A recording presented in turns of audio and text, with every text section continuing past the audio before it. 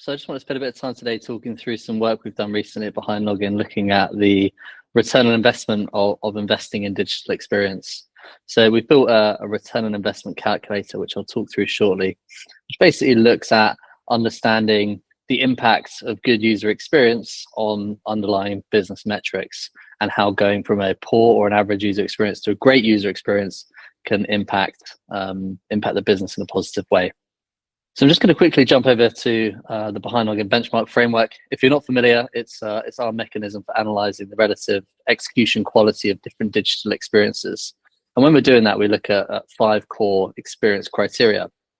Firstly, it's findability. So how easy is it to discover this particular feature within the customer journey, or within the user journey? Then we look at the copy in terms of how clear and effective the messaging is, how each provider or each feature is explaining the benefits of a particular feature, making it really clear for users to understand. Then we look at interaction in terms of transitions, animations, user inputs. Then we look at the design, which is all about usability, aesthetics, and all the good stuff attached to that.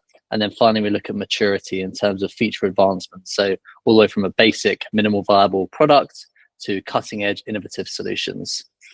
And there are 5 criteria. The way that we approach that is using our global research panel.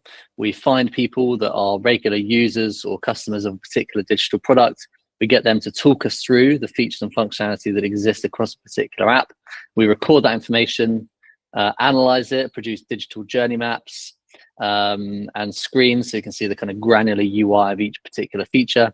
And then 2 of our research team will basically battle it out, talking through each of the experience criteria and giving it a score from our scoring scale inspired by the Kano model, where you get a 0 if the feature doesn't exist, a 1 if it's below average, 2 if it's average or satisfied, and 3 if it's above average or delighter.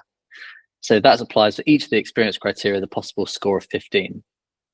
Now, where it gets exciting is when we jump over here to our ROI calculator. This is something we've built based on research we've conducted over the last few years, as well as from sources like PwC, Forrester, McKinsey, Google, along with working with our clients to understand their current metrics across the business. So the first thing we're going to look at is conversion. And this is conversion in the sense of looking at new users. So converting new users through a slick, seamless onboarding experience.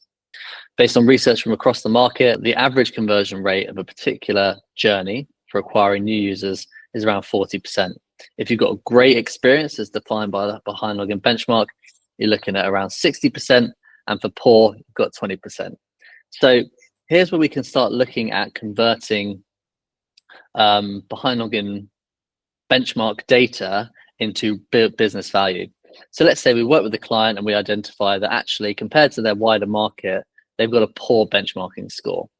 That means we know there's a conversion rate of roughly 20% and a possible gap of 40% increase in conversion. So we know that a great conversion is 60%.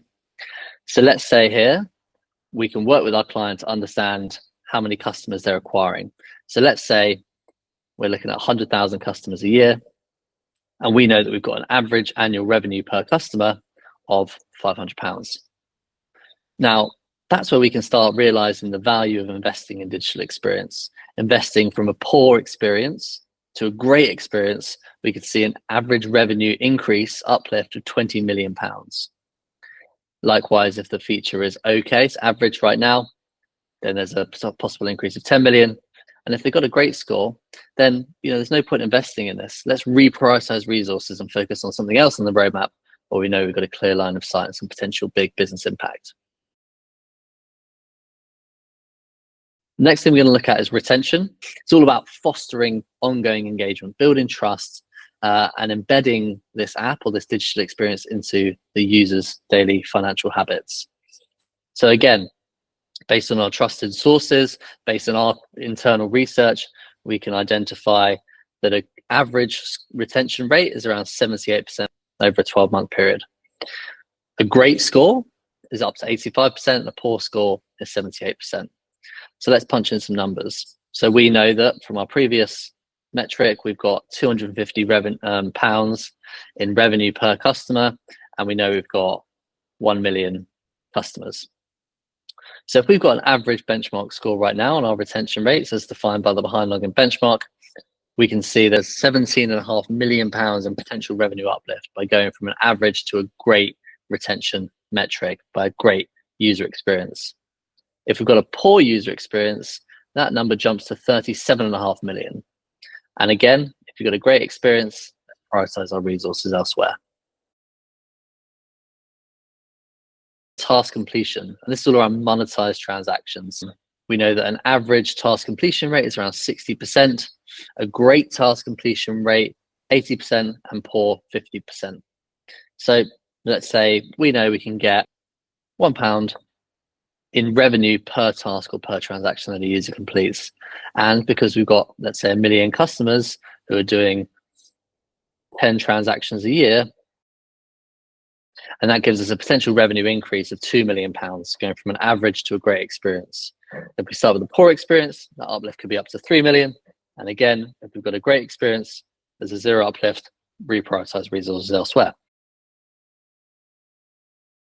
The final metric we're going to look at is cost to serve. And this is about reducing the cost for the business of supporting individual customers, avoiding customers having to call up help centers, go into branch, talk to support team on live chat and things like that. So features like chatbots, FAQs, educational resources, the ability to manage personal detail in the digital experience without having to call up. By enabling this sort of self-serve, you can proactively address these user needs. And again, looking at some of our research, we can identify that an average cost to serve score is around 15%. That means 15% of your customer base are going to call the help desk at one time throughout the year, at least one time throughout the year. A great score is only 5%, and a poor score is 30%. So if we know the cost per customer contact is around £4, and we know we've got 1 million customers, then investing from a poor user experience to a great user experience could see an uplift of £1 million.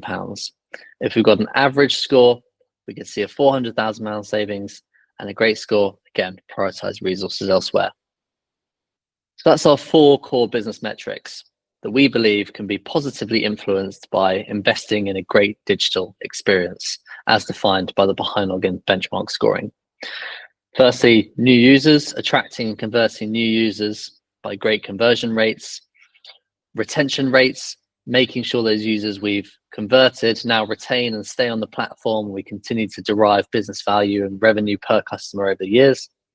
Task completion rates from monetized transactions, understanding the revenue per transaction or the number of transactions or tasks users are completing every year. And finally, cost to serve, reducing the cost to the business of addressing user issues and needs that can't be solved digitally. If there's any questions that you have, or you want to run through this with your business, or some of your business metrics, I'll be happy to have a chat with you. Just reach out via LinkedIn or email. You can email me at oliver@behindlogin.com. It'd be great to hear from you. Thanks for watching.